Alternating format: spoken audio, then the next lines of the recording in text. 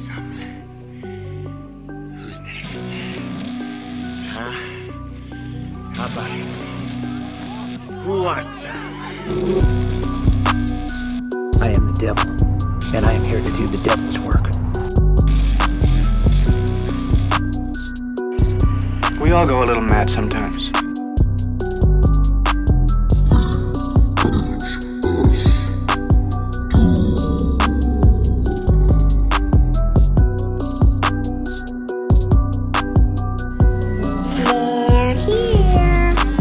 Well, hello, all, and welcome back to the best place that you could be right now, the VHS Doom podcast and rental store. As always, I'm your host, Dylan, joined today by my co-host, can-cracking, nefarious, dastardly son of a bitch, Mikey Mutant. And we actually have a very special episode in store for you guys today. I know we've been hinting at this for, it feels like months, but we've been wanting to get someone on who's from Richmond, Alfonso Zavala. Am I saying that right? Yes? Yeah? Yes. All right. Perfect. Awesome. We finally got him on the show. So we wanted to bring him on. We've been chatting back and forth for a while. He has some interesting theories in the realm of horror films, and always some good insights. So, chatting back and forth on Instagram, and, we decided we wanted to get him on the show just to be able to kind of chat about what he thinks. Also, I know that we've talked a little bit about him wanting to start his own podcast. Mikey and I have chatted about that. I don't know if I mentioned it on the show, but, get him on and maybe promote the future podcast too. So we're going to call this, what should we call this? It's not like necessarily a community room. We're going to call this a listener spotlight. I like that. That's what we're going to call it. Yeah, I like that too. Yeah? Cool.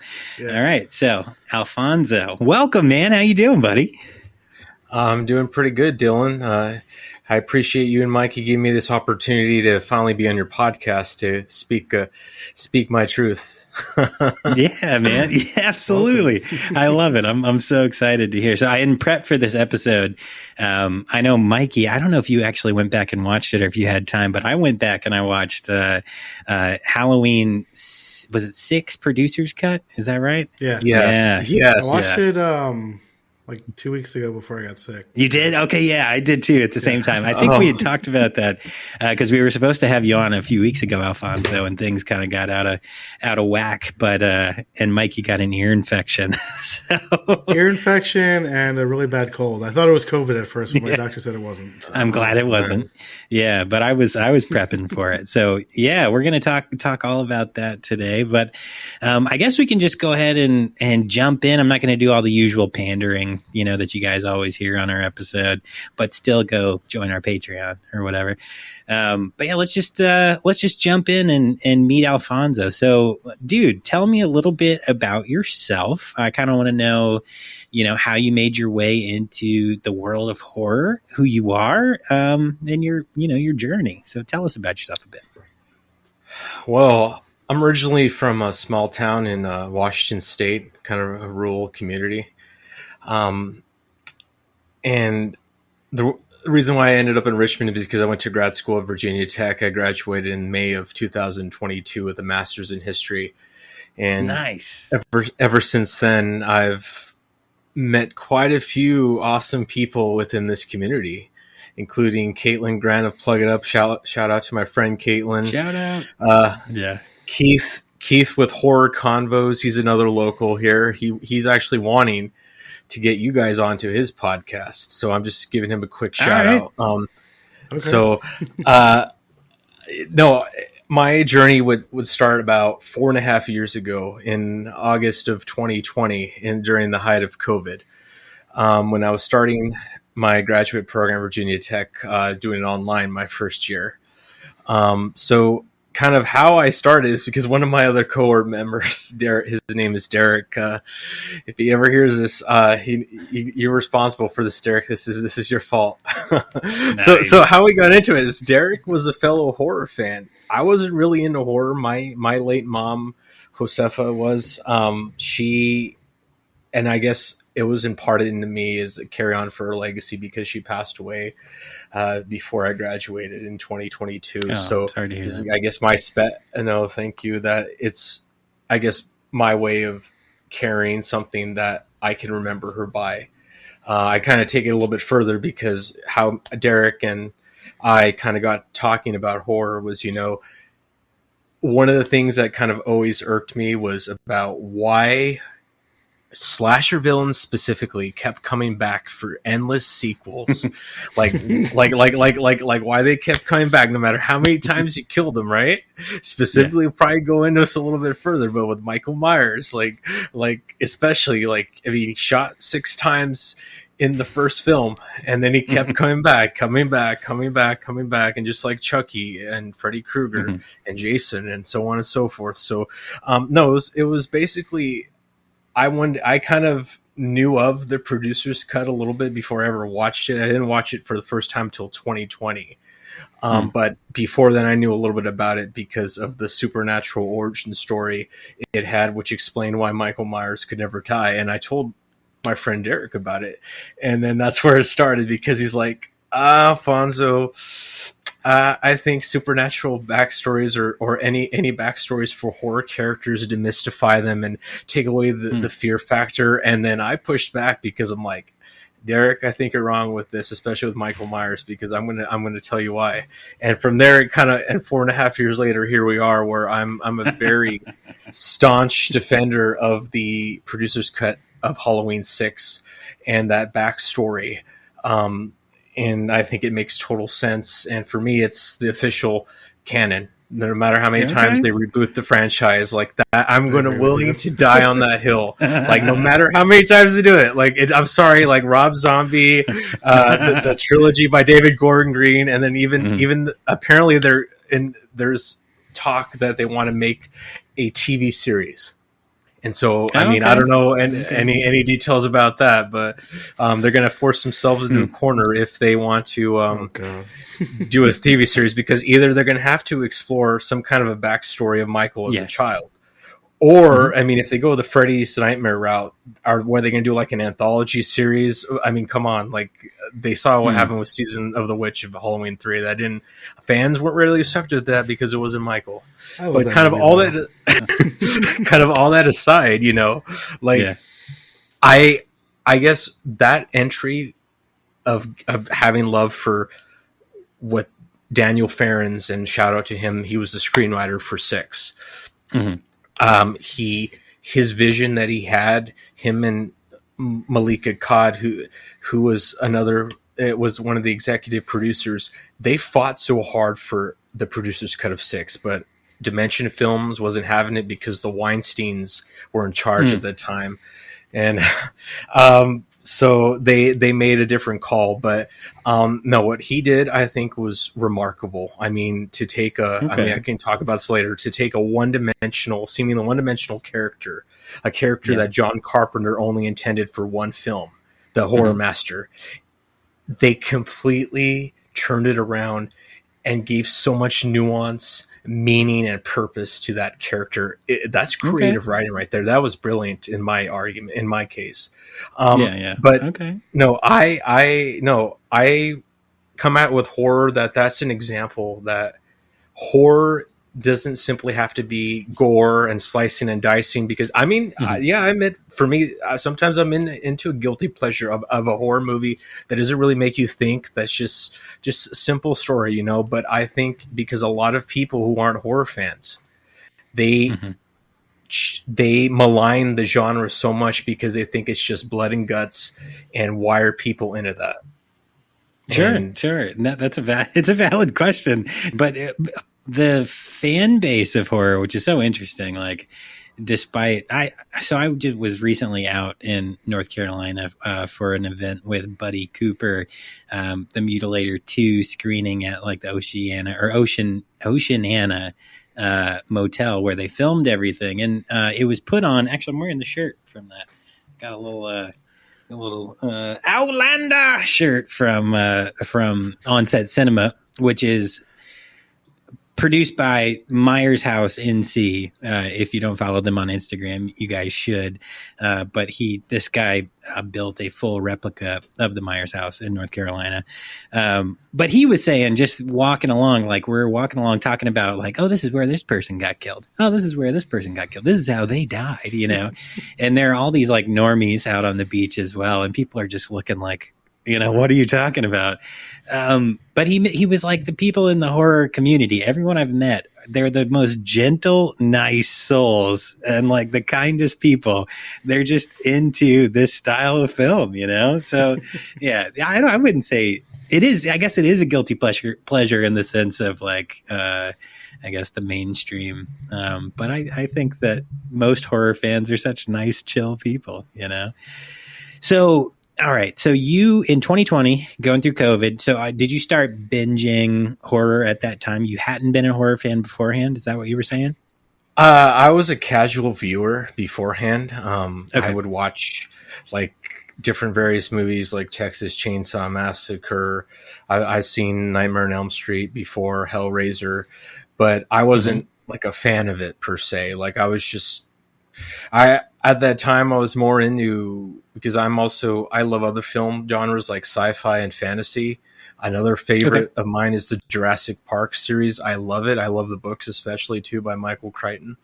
A little bit of Star Wars, but most, and Lord of the Rings. But my main thing is the Halloween franchise, specifically with the Thorn storyline.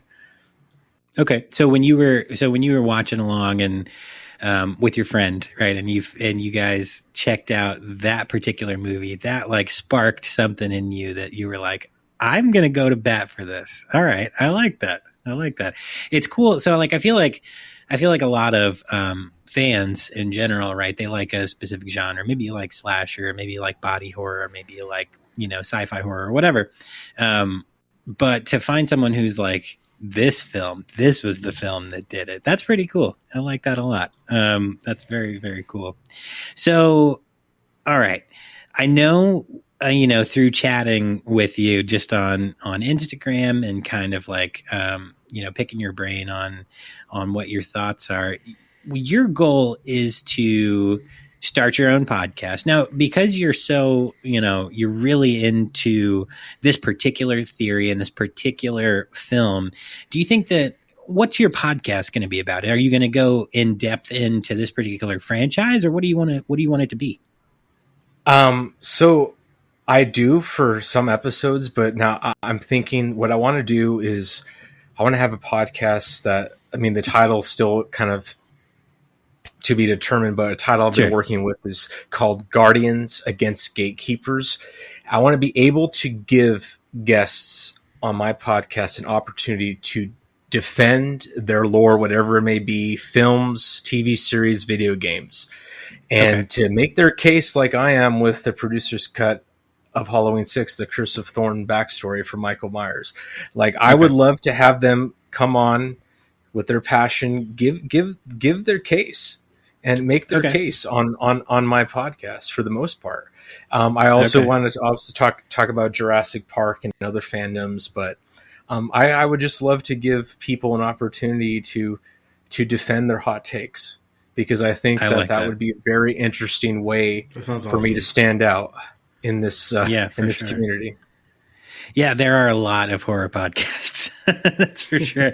There are a million of them, and most of them are, you know, two friends like me and Mikey getting together just talking shit, and a lot of them are those guys getting drunk, which is fine, you know. Like I love it, and everyone can find their own individual horror podcast that they really get into, but having a unique, something that makes you unique is always been a goal of mine, right? So we, like our premise is we're a video rental store. We go on adventures. We try to take you on an audio adventure because we want to be a little bit different. So I feel like having a space for people to defend theories that are controversial, I think that's really cool. I like that a lot. Mikey, what's a controversial opinion you have about horror right now? I'm real curious on the spot. Yeah, kind of got me on the spot. I think I'm not a fan of the Jeepers Creepers movies, and I don't know why they're popular. Okay. It has nothing to do with the director either. It's just Wow. like not my thing. And I love monster movies. I don't know. Okay. I feel like I would come on and talk about, like, if you invited me on, I think I'd talk about how Rings of Power is good as a standalone if you're not an asshole and you're not super. I don't get me wrong. I'm a Tolkien guy. I've got all of the books. Like, I've read all of it. I'm working through the Silmarillion. Like, I'm trying.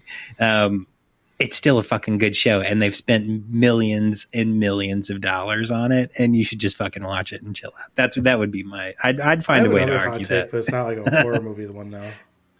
Yeah. I think I'm gonna say that just because like my son's been like obsessed with Ninja Turtles lately, we would watch the second Ninja Turtles movie like over and over again. Mm-hmm. I think that's the best comic book movie of all time. Interesting. Okay. Either that or like Blade 2. Okay. Blade 2. All right. Yeah. Okay. See, look, you're going to have a lot of people who want to come on your show, Alfonso. That's what I'm saying. All right. Cool, man. So I feel like I got us off on a tangent. Sorry about that. But You did. Man, everybody here, look out for Guardians against Gatekeepers. That's a cool thought. Okay. I kind of wanted to ask you, not starting in the horror realm as like your mainstay or like your main space for film.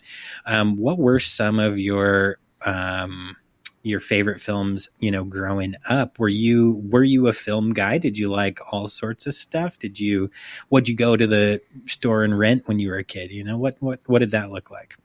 Yeah, so I have fond memories of going with my mom to a video rental store in my hometown when I was a kid, renting VHS tapes. Usually, sometimes there were Disney movies, but sometimes when I got older, I would watch. I've seen kind of a variety of stuff. Like, I think one of my favorite films before the horror genre is Jurassic Park: The Lost World. That second film, I love it better than the original for so many reasons. Like, it has my favorite raptor designs in the entire franchise. Those tiger stripe raptors were just so awesome. Star Wars a little bit. I'm a fan of A New Hope, the original trilogy. I mean, you can argue that Star Wars could have been a standalone film, the original by George Lucas, but of course he didn't have that in mind. But I guess the way it ended, it could have been a one and done thing, right? But no, I would say I've always kind of been drawn into sci-fi and fantasy because I was a very omnivorous reader when I was growing up. I like to read.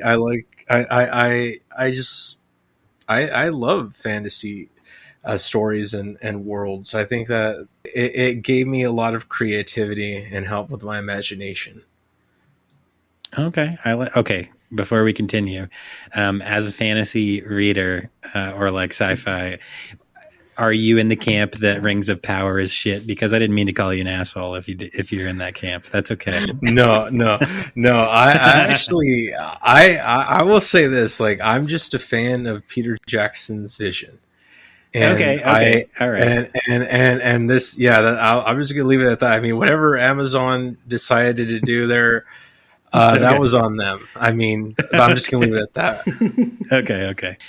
So Jurassic Park, Lost World, that's a great film. What did you like 3? I liked that one a lot when it came out, and maybe it's trash, but I thought it was fun.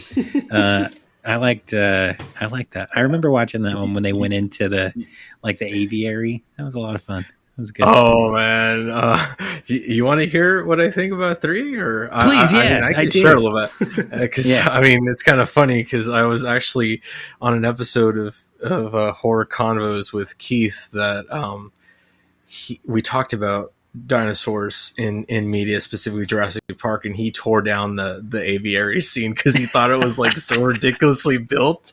And I have to agree because I'm like, I mean, Keith's gonna love this if he hears this part. No, but the thing is with 3, now that I think about it, I know some people have an issue with continuity, which is the fact that the Lost World is kind of more, you got redwoods type of scenery, right? Because of where Steven Spielberg filmed it. And then in 3, it's kind of more lush and tropical, I guess, like how the first film was. But the way they try to explain it in canon is that was a different part of the island of Site B of Isla Sorna. So I have no problems with that in terms of having, you got to have a degree of disbelief to buy into it, right? So, but the aviary scene, man, Keith really tore it down, saying that. I mean, first of all, like really quick, you built this aviary, right? And then in the film, at least, the walking bridge looked so flimsy that it did. Yeah. how the question is, when there was power still on the island and they had these pteranodons flying inside there, how was it kept safe for the people that were working and observing these flying absolutely, reptiles? But they would not have been safe. Right, especially that walking bridge. Especially that walking bridge Eric walks on. There was no cover or canopy over it. So how did they protect people from them flying overhead? I didn't see any explanation. That's a for great that question. No, absolutely. And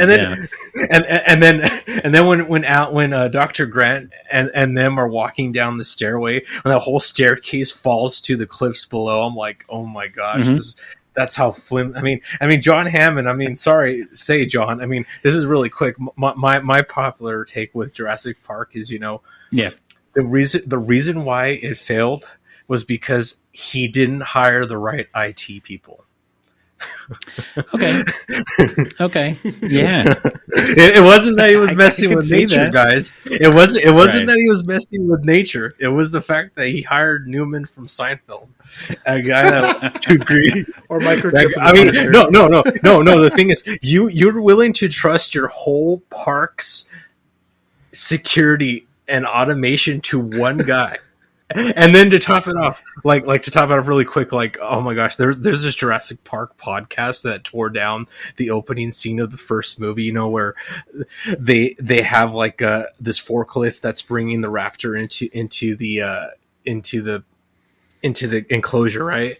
First of all, they're pissing off the raptor by having all these bright lights in its face through the crate, and then they get one guy to open up the gate.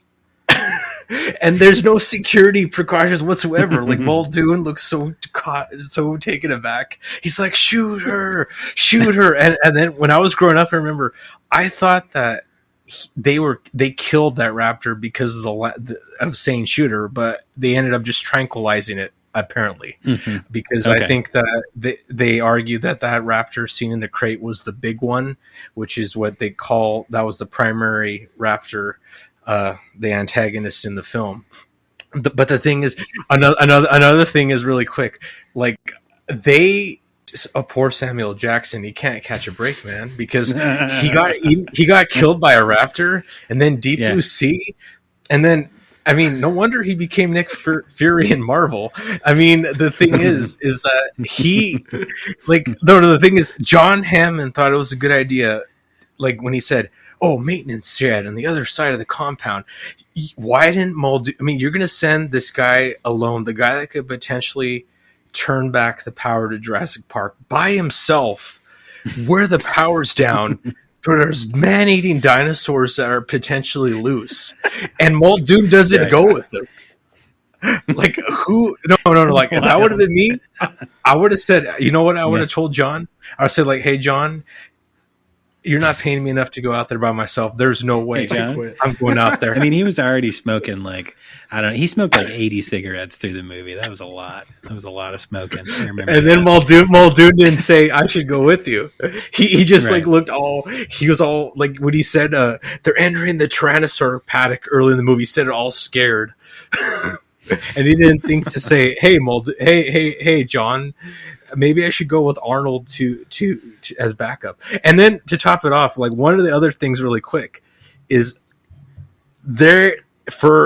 I understand they had to evacuate the staff and personnel because of the hurricane that was coming through, but for kind of that emergency, you would think John would have kept a security team to stay behind the island in case something went wrong. People with guns. I'm talking about people with guns, and in case the blank hit the fan, what you did.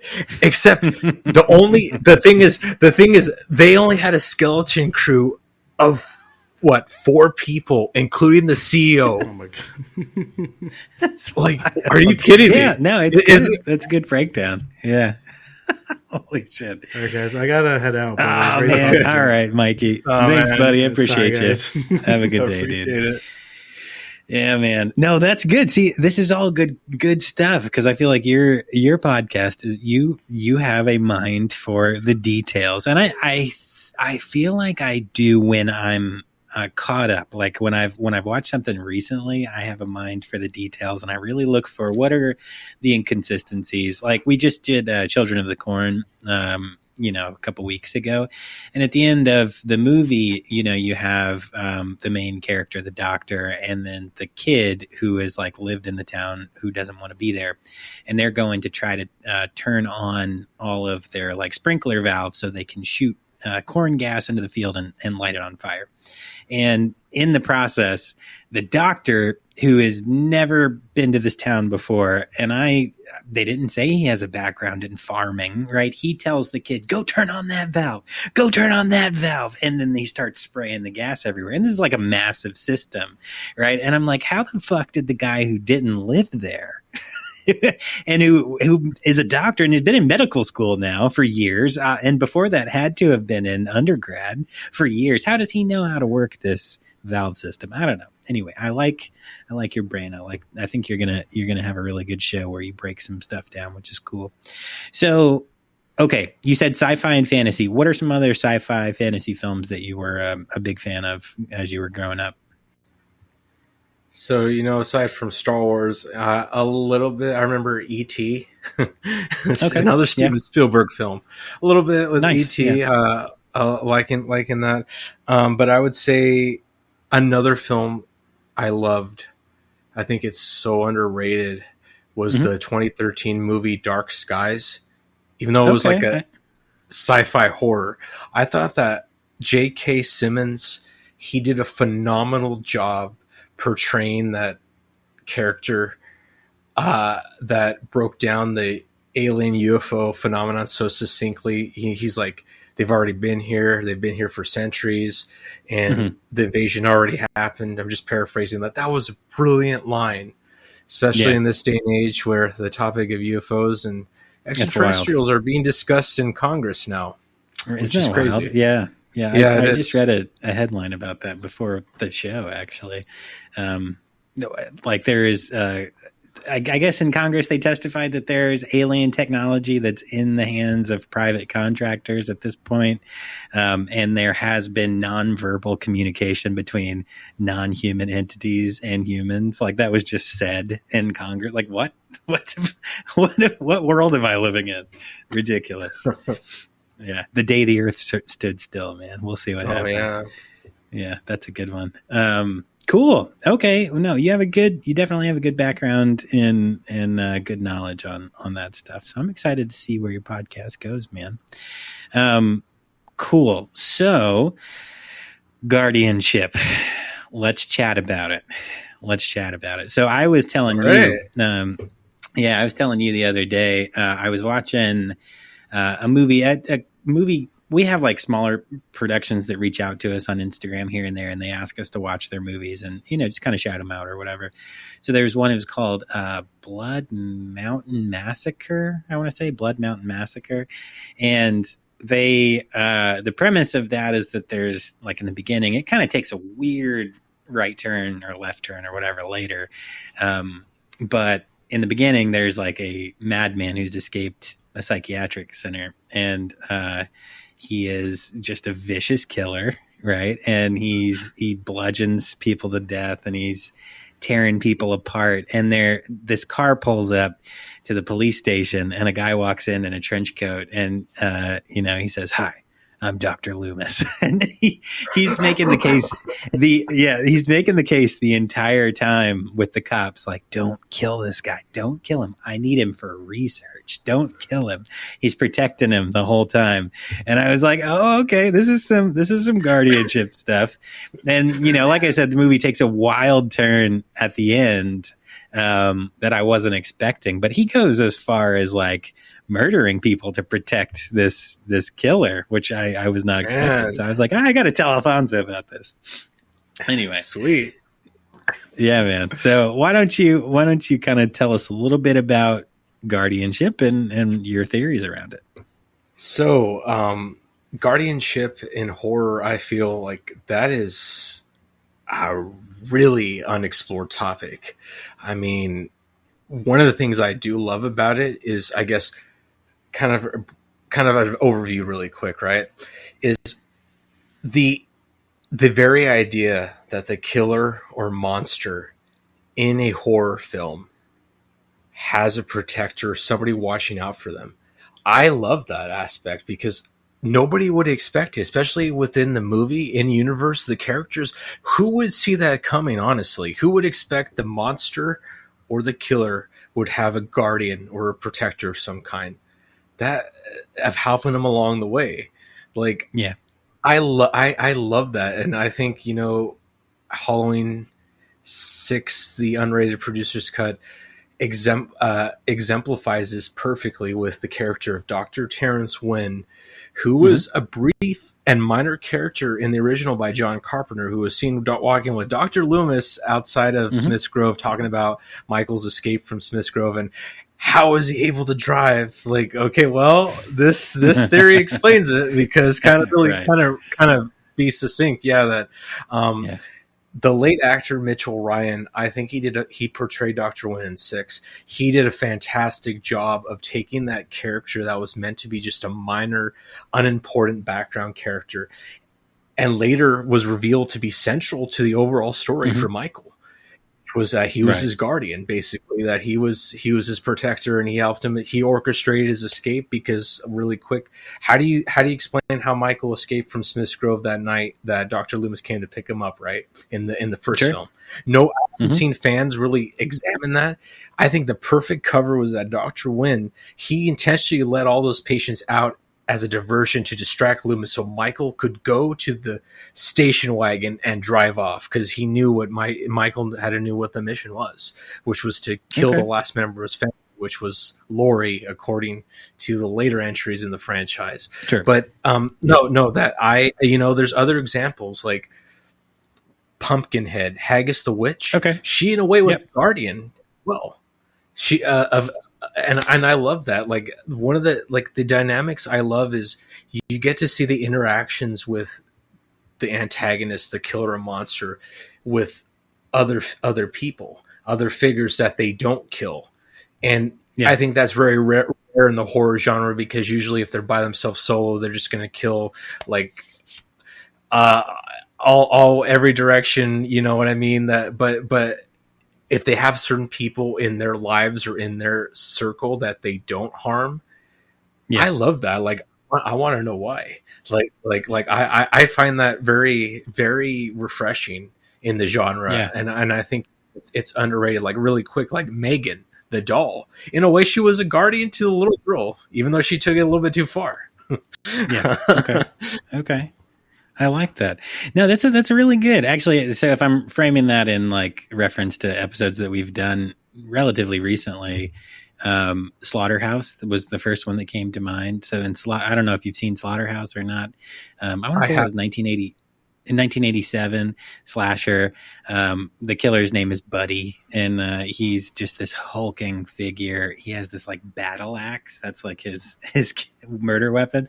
But his father is his guardian throughout, and his father actually kind of sees his rage, right? So Buddy kills a couple teenagers just out of, a small incident in the beginning. His father sees what he does, and he's like, and then he directs that rage toward people that he has a problem with. So it's guardianship with guidance toward killing. And benefit of the Guardian, which I find interesting to think about it like that. So that's cool. Man, so watching the producer's cut, which I'd never seen before. I'm going to be honest. I'd never watched it before. So, Thorn, the entire, that whole baby thing in the beginning, all of that process, and tell me your thoughts on all of that. Yeah. So even though this is the part that I like to ignore, that subplot of the incest where they imply that the baby was Michael's because he impregnated his niece, I ignore that subplot. But overall, because it was miraculous that they finally, because the producer's cut was finally released on Blu-ray in 2015. So, and originally Halloween 6 came out in theaters in 1995. So 20 years later, better late than never, I say. But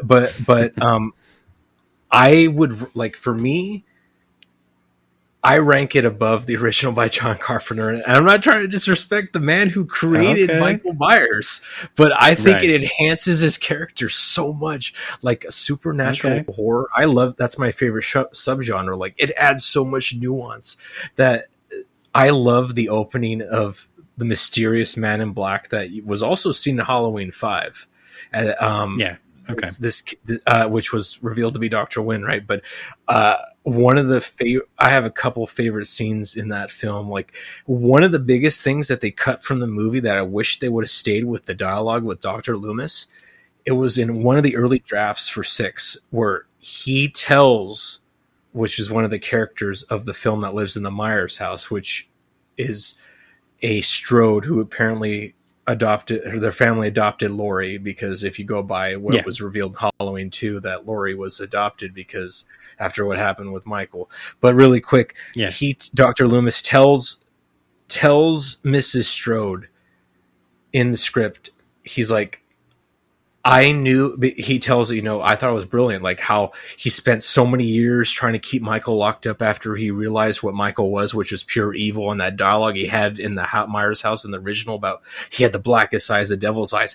It's fully contextualized with the Druid Curse backstory. But one of the things that Loomis tells her is that I knew what he was, but I never knew why. And I was like, oh my gosh, that is such a great hard-hitting quote. The why. He knew Michael was evil, but then he was always dumbfounded by the why. The why. Right. Huh. So I loved it. Question. Yeah, no, that's good. That's really good. I will say, Loomis sneaking into their house in that movie and scaring the shit out of their mother. I was like, do you not knock? Are you anyway, that bit got me. Motherfucker. That was a good jump scare from him. But no, I was okay, so I don't know that I fleshed this out or got the gist of it. So the baby, going back to the baby. So the baby is born.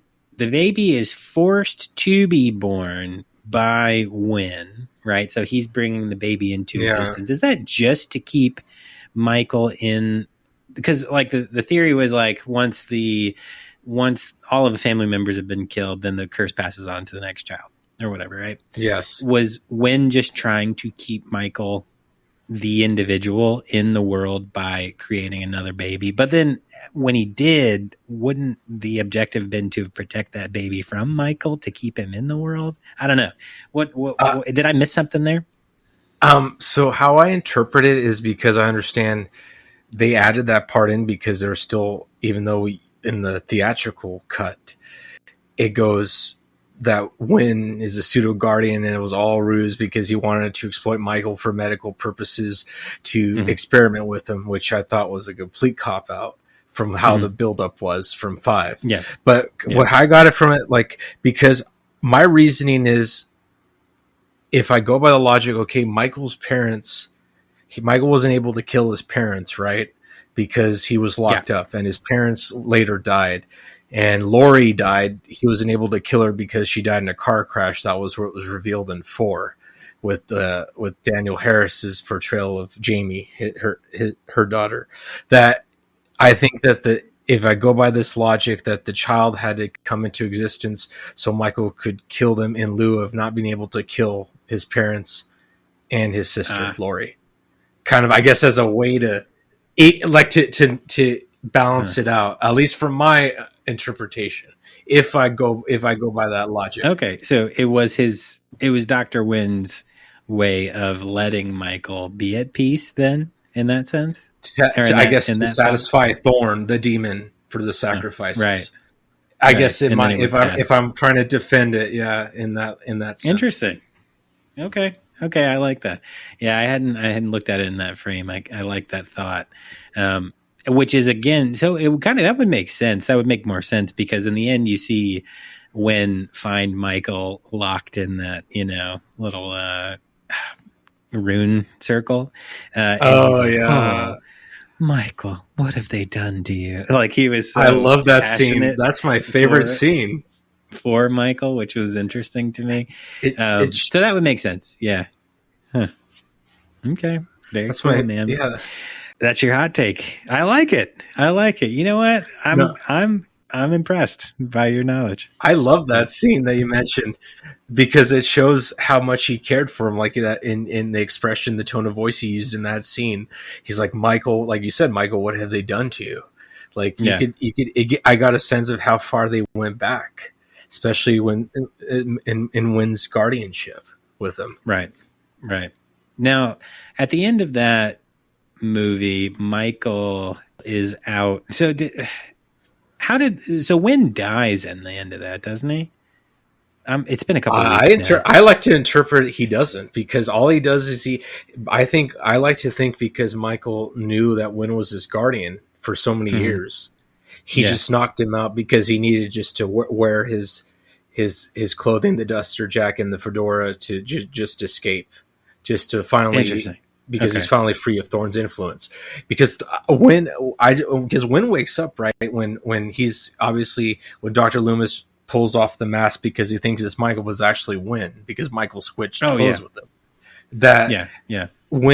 Because Wynn said Michael's gone, that Michael's curse essentially ended because of the rune stones that Tommy Doyle used to stop him. And now he just wanted to pass it on to Dr. Loomis now, that was his game now. And so and I think Wynn survived because he woke up. I think Michael just knocked him out because he knew that he owed Wynn a lot as his guardian. That's my interpretation. Okay. I like it. Nice. All right, good stuff, man. Yeah, no, that's very cool. I think I'm gonna have a new lens to view movies, especially that we review from that perspective, that guardianship perspective. I like that a lot. I've been binging Friday the 13th, 1, 2, 3, 4 so far in the last few weeks, and I'm like, what it was their guardianship. It kind of in the beginning, like, I mean, his mom did and didn't know. Like, she didn't really. Did she know that he was alive? She was protecting him, or the memory of him. But yeah, no, I'm gonna start looking at through those lenses. And yeah, cool, man, cool. Well, is there anything else that you wanted to talk about specifically? Film, theories, ideas in general on this episode? Yeah, I did have kind of my own head canon for what I dub it the Halloween Thorn universe is my let's hear summarization that I mean, in the off chance she ever hears this, she's a favorite actress of mine. Her name is she's a Canadian actress, Genevieve Buechner. She was the voice of Ashley in the remake video game of Resident Evil 4. And she also starred in some other stuff before that, but I could totally see her portray a witch in the Halloween Thorn universe, and have kind of expanded into, the realm of the supernatural, that witches, werewolves, ghosts, and all other kinds of mythic creatures are dependent upon the sacrifices that the chosen one that Thorn chooses as their champion to keep the balance of that world between the world of the living and the supernatural. But that's a whole different story. But no, it'd be a dream to meet her. But she did a cameo for me once. I'll have to show it to you sometime. But one of my favorite theories, I guess, in going to theory wise, the Wizard of Oz, the original with Judy Garland. This is a theory that I mean, there's a lot of theories surrounding that film in terms of, one of the Munchkin extras committing suicide in the background. I've heard that one.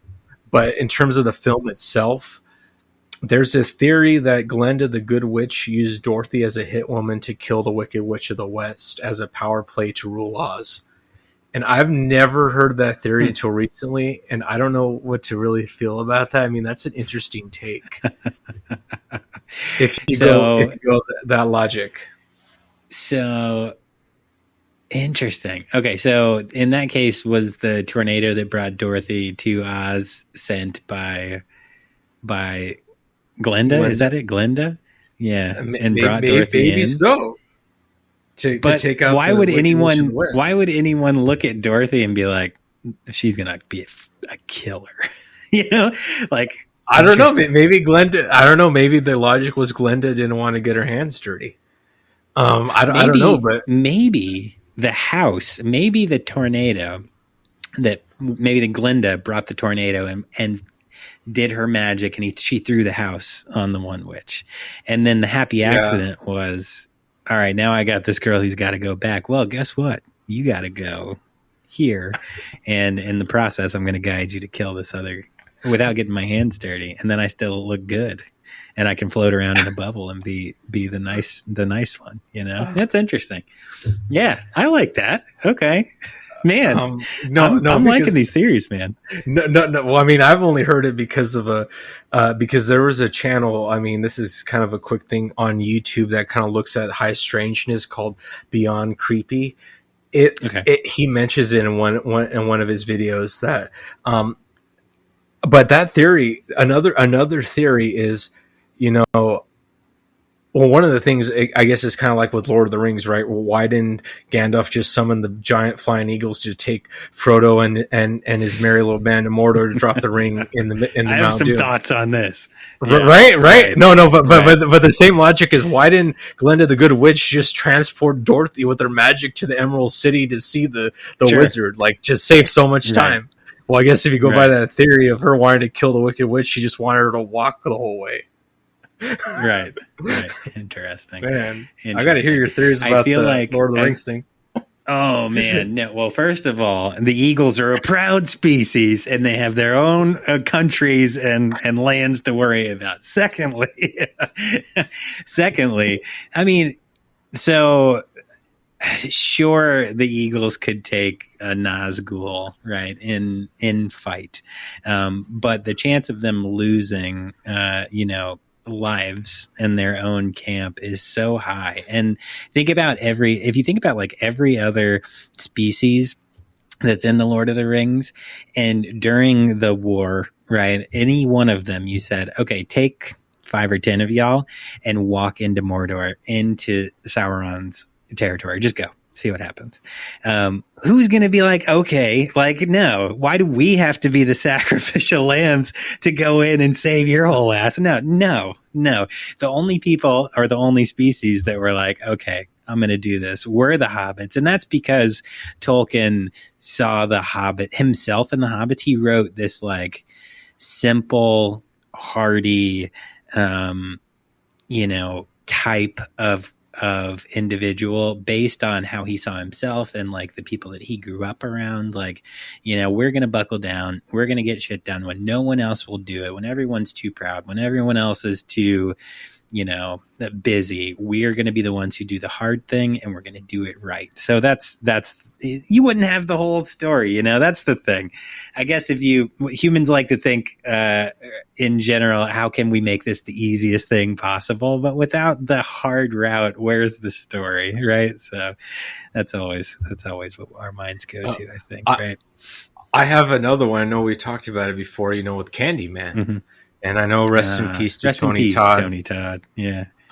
No, but we've talked about it before, how Helen's douchebag of a husband, Trevor, cheated on her with one of his students. That student he was having an affair with, when she easily could have been framed for the murder of Trevor when he got murdered because he said Helen's name in the mirror. Right. That's her villain origin story. It's her villain origin story. Yes, absolutely. I have a whole script in my head based on that particular continuation of the Candyman story. Right. That's like what was her name? Oh gosh. What was the girlfriend's name? I can't remember. It was like Jessica or something. Shit. Stacy. Okay, I knew it was like generic 90s name. Yes, Stacy. Yeah, okay. She was screaming with the knife, holding the knife, and ran. Which was the exact same thing that Virginia Madsen got framed with, right? So, like, her friend. That they thought she did it. Right. It's a continuation. The story shouldn't have ended right there. It should have been further along. All right. It's almost like a secondary curse of Candyman is that people continue to get framed for the deaths of others. And then it could be that that's how the Candyman curse passes along, right? Like, come on, that's how it happens. And then Virginia Madsen shows up to torture this girl in the mental institution, floats over or whatever. Although I don't want to give too right. I don't want to give too much away, but I mean, Alfonso and I had talked a little bit about like, okay, what happens to her and does she snap and maybe she finds a way to work her way out. Maybe she is, romantically involved with some therapist there who's trying to help her. And then she gets out and she family annihilates and maybe it becomes a real, not supernatural killer. She's like a real brutal, hey, now I've been destroyed mentally and now I kill people like I saw someone that I love get killed. Who knows? It could be something cool. Yeah. I like it, man. I like expanding on these universes and just thinking more deeply on how things could be, or what they could be. Very cool. All right. What other theories you got? Oh, kind of, I guess one of the things that doesn't really make sense to me from I know it's kind of a long story with Star Wars, but the theory that in The Empire Strikes Back, where Darth Vader tells Luke to join him to help him overthrow the Emperor, and then by the time you see him, by the time Return of the Jedi, it seems like Darth Vader let go of that idea completely. And I know there have been kind of some comic runs and explanations to say why he dropped that idea that Luke refused to join him, which is why he just dropped it to get all together by Return of the Jedi of overthrowing the Emperor. Mm-hmm. Now, that's one of the things that doesn't make sense to me because I'm like, okay, in Empire Strikes Back, he tells him together we can overthrow the Emperor, which shows Vader's true feelings. Because if you think about it, by that time, Vader had to have realized, okay, Palpatine screwed me over because he lied to me about Padme. He did all these things, and then it makes sense of why Return of the Jedi was kind of a double whammy of why he took revenge on Palpatine, because he screwed him over with his wife, and then he's trying to kill his son. But that's a whole different story. But a theory I have aside from that is, well, not so much with Star Wars, but with Hellraiser. That I don't know. I don't know. There's people that want to connect Hellraiser to Event Horizon, saying it's set in the same universe. Huh. Okay. Can you elaborate? I mean, to my understanding, they want to say that I haven't really looked much into the theory in depth, but they want to say that it's set in the same universe as Hellraiser with the Cenobites with Pinhead. Because Event Horizon is considered a very scary horror film, sci-fi horror. Maybe because I think there's too many. They try to compare it to Hellraiser Bloodline. That's that final climactic scene with the space station turning into a giant lament configuration. No, but one of the a theory that's aside from that is with the Nightmare on Elm Street. So the house that Nancy lived in the first movie. Mm-hmm. There is a fan theory that was Freddy Krueger's house before he was killed. That he lived there with his wife and daughter. I don't know what Interesting. you think about that. That was his house, which holds a lot of meaning then. Yeah, that would hold a lot of meaning, but I feel like he tortures a lot of people in a lot of homes. You know what I mean? So in a lot of places, but maybe that's did he lock onto her because of that? But I mean, he was killing all of her friends. Maybe he just hadn't had she had been successful at escaping. I don't know. That's a good question. I don't know. I don't know if I have a definitive opinion. I'd have to go back and really like dive in a little bit deeper and pay attention to it. Well, this is another thing, kind of with maybe it's kind of a theory on my part, but just like Jason Takes Manhattan, I think had they set the film completely in New York City, it could have been hands down the best Friday the 13th film. Like if they would have done it, like I don't know if you've ever seen Maniac Cop, but if they would have had a similar scenes of Jason taking on the NYPD, like Maniac Cop did, like that would have been an amazing film. Like him just bulldozing right through. No, but one of the things is, I don't know, it's kind of convoluted, right? Because they kind of want to go the supernatural route with Jason 2. And coincidentally, in part 6, and a character named Tommy that wants to discover why the Crystal Lake holds such a significance. I like that aspect, you know, but I don't know. But really kind of going into that really quick, they actually wanted to tie, I guess they try to do it in Jason Goes to Hell, the final Friday, it's set in the same universe as the Evil Dead because of the book that was seen in the house. But I don't know. But I think because of copyright violations, they couldn't outright say that. No, wait. What about?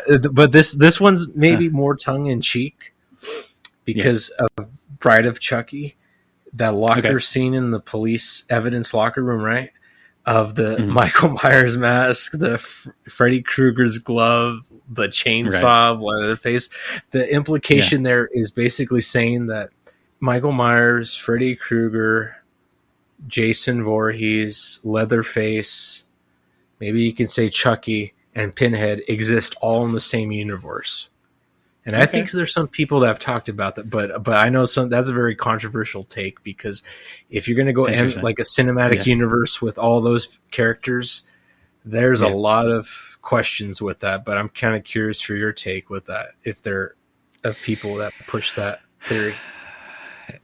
Yeah, so we just covered The Hills Have Eyes, and in The Hills Have Eyes, the Wes Craven had a ripped poster of Jaws, and Sam Raimi watched that movie I guess in theaters, and he saw that ripped poster, and he took it as Craven saying Jaws wasn't real horror. This is real horror. But if you want to say, okay, Jaws existed in the Hills Have Eyes universe, and is the Hills Have Eyes in our world, or is it in its own thing?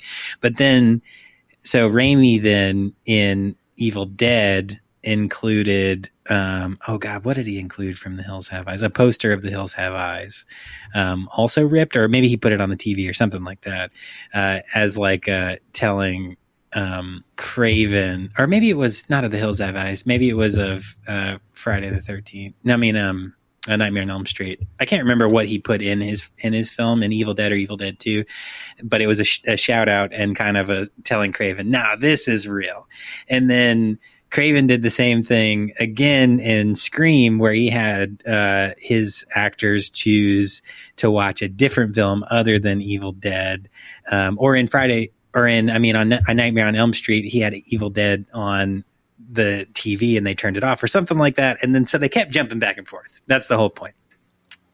So in that sense, did those two directors build their worlds together and say, okay, our universe is the same, right? So having all of the major characters exist in the same universe, I don't know, man. I don't know.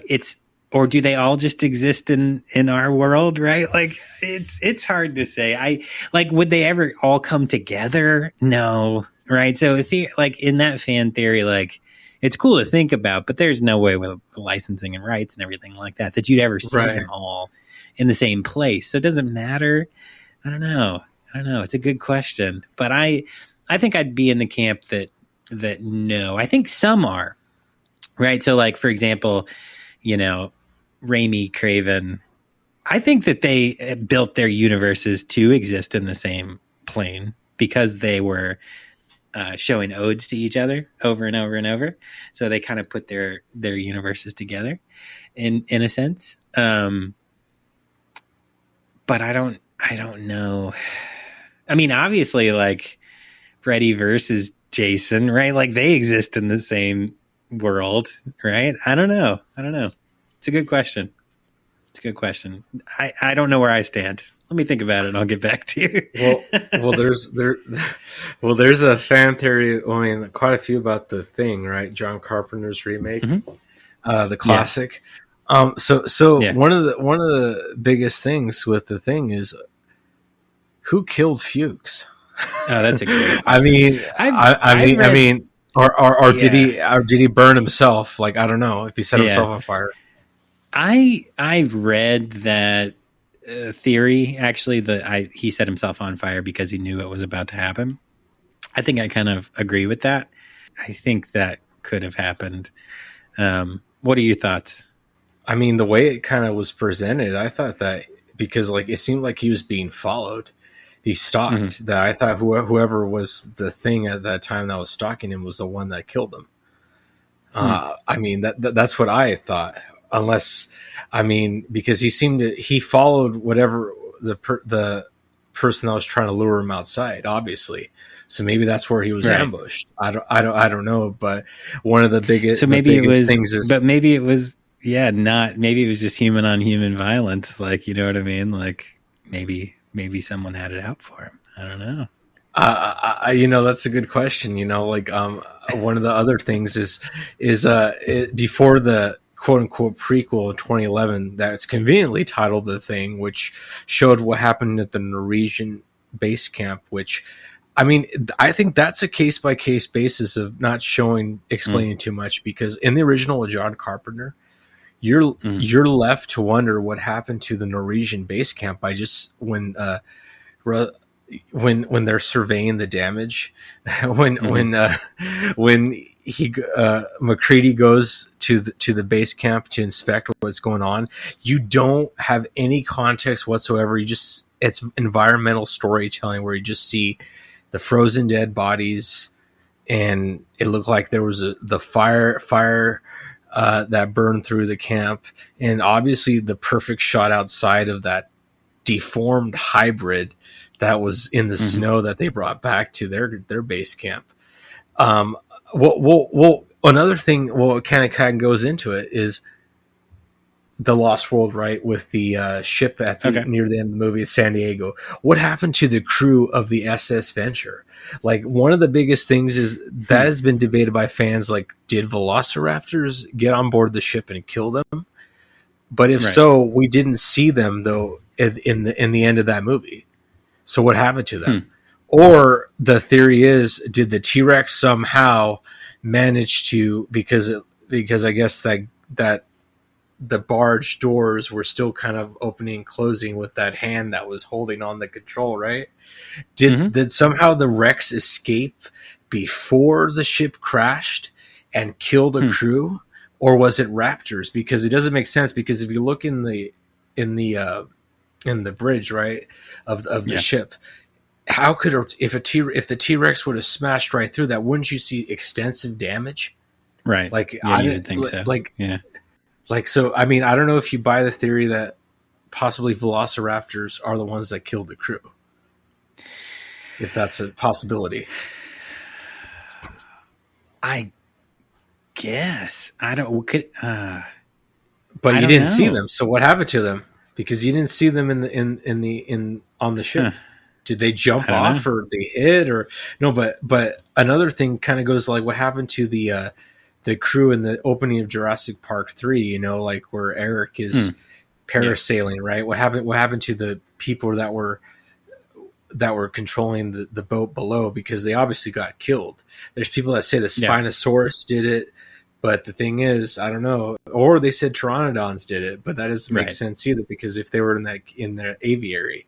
Or there's even a theory that suggests that a plesiosaur, a marine reptile, did it, which doesn't make any sense. I don't know if I buy that one. The boat wasn't destroyed, was it? The boat was still actually. But they got killed. They got eaten alive. But by what though? That's the thing. But yeah, you would think it would have to be something small enough to, because I don't remember extensive damage to the boat as it was continuing to drive. Maybe was there like a torn like top? Did it have like shredded? Yeah, like a shredded top. Yeah, it was shredded a little at that bit. Point. Yeah. So it would be something that could come up, grab, not destroy the entire boat or pull it underwater. So it would have to be something light and something that could get on and off quickly. And they were flying. Like the boat was flying. You know what I mean? So it would have to be something you would think that could fly, or that could come up, grab, and pull, almost like a sea monster. Yeah, but then also didn't hit the boat hard enough to pull it under. You know what I mean? Like, yeah, that's true. Those aquatic dinosaurs were huge. If it was but the thing is, if it was a Spinosaurus, there was no other indication the rest of the film that the Spinosaurus would have went to the coast like that, because that was literally the coast of the island. Right.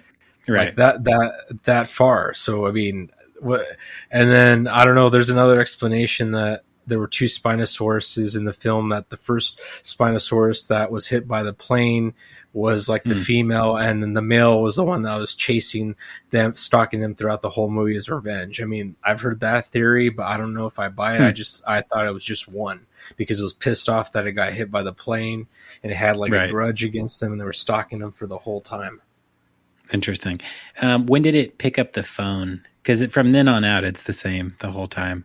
Yeah. It was the one where it tracked him down to when they crash landed in the trees above, and when he fell, and that's where he killed that pilot, one of the pilots. It killed one of the pilots and ate them with the satellite phone, and later defecated. Right. But no, so but that scene, that jingle, like that scene was an effective scene of suspense. Yeah, it was just, I remember standing there. Yeah, this is AT&T. Right, exactly. Product placement. Can you hear me now? Good. Okay, I have one theory. For you that I am. I'm not a hardcore believer in. I just made it up randomly in like our Children of the Corn episode. So Linda Hamilton is in Children of the Corn, obviously, and also Terminator. So my theory is that the doctor and Linda Hamilton from Children of the Corn make it out, obviously, and they get to California because that's where they were headed, I believe, for him to start medical school. The world goes crazy. He's John Connor's father, who became a revolutionary doctor or whatever in the war, and then it goes from there. So she's already dealt with a demon, and now she's dealing with the machines. But I've never heard that theory. That sounds I just made it up when we were talking about it. All right, that's the same universe. Children of the Corn and Terminator. Look it up. No. Anyway, nice. All right, man. Cool. We've been going a little over. Right, exactly. We've been going a little over an hour. So, are there any kind of final, thoughts you have before we go into your rentals and kind of wrapping everything up? That I think for those who are outsiders to the horror genre, that I think that the genre for too many years has been maligned, because The Shining by Stanley Kubrick, you could have made the argument that should have deserved an Oscar for some of the performances in that film. And you think, I want to go say like Donald Pleasance in Halloween 1978. For that performance, he gave one of the best performances in a horror film by far. in the So good. original. Yeah. That I would just implore, people to think that horror, I think, can compete with these other genres, sci-fi, fantasy, action, drama. It's just that there needs to be a paradigm shift, that they need to change and be more open to it, because I think for too many years it's been snubbed by the Academy Awards and the Oscars that they would never consider nominating a horror film for anything. Isn't that interesting? Yeah. I feel like there are horror films that are so deep on psychological levels, on, morality levels. I think of Martyrs, 2008, which we covered on the show. And if you haven't seen it, it's very, very hard to watch. But they go into religion, and they go into what people are willing to do to survive, and also what people are willing to do to discover what may exist after life. And they do it in a beautiful and horrifying way. And I think of that film and I'm like, this is terrifying. This is hard to watch. This gets a visceral reaction out of me. And to think that because there is an element of disgust to it, that it would never get nominated for any sort of, Academy Award or whatever. It's sad. Yeah. So I agree. I think that, our audience is going to be traditional horror fans. And I know you're preaching to the choir, as they say. But I agree. And hopefully over time, you look at obviously the fandom's there. You look at Terrifier or Terrifier 3, and what it's been able to achieve on a financial level. And not that Terrifier would ever have the ability to be nominated for any Academy Award, but there's obviously a base of people who are enamored with and who are impressed by horror films in general. And I think that when there are horror films, as you stated, that display amazing performances and these really deep perspectives on life, I think that they should have more of a seat at the table, for sure. I agree. All right, man. Good stuff. Well, okay. It's that time, everybody. So every week we send you guys home with 5 rentals. We send you with 4 features and 1 kids or family friendly film. So when we have guests on, no matter who they are, and that's been everybody from Buddy Cooper to, we had Mark Sjostrom, and we have some bigger names on the show, to our friends, that come on. And you, sir, are a friend of the show. So what are your rentals for this week? I want to know. So first one is the original Amityville Horror. The second one is the first Nightmare on Elm Street film. Okay. And I would also add Castle Freak. Nice pick. Jack Frost. No, and Jack Frost for the fourth one. Not the one with Michael Keaton. I mean, not that friendly version. For a family friendly alternative would be Disney's 2000 film Dinosaur. I love that film. Okay, Dinosaur. Right. Nice.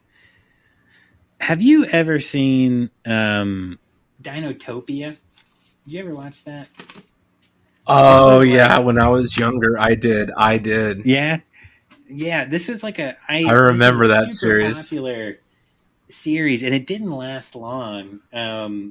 But it was on Hallmark or something like that. And when I saw this tape, I was like, "Oh my god, that's nostalgic for me." I remember that. Anyway, no, Dinosaur, very cool. Very, very cool, man. So, all right. So if you want people to, we can do this part. We can do a shout out. But do you want? I don't know if you're private on Instagram, or do you have a specific place where you'd like people to follow you or reach out to you?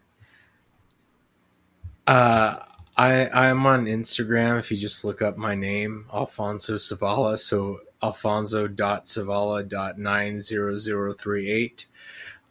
Okay. I pretty much, you can find me there. Message me with your thoughts about horror or whatever else, films. I hope Okay. eventually, to get my podcast going, maybe hopefully get a website, Yeah. blog site going too at some point. But no, yeah, that pretty much I am on Instagram. Nice. Okay, cool.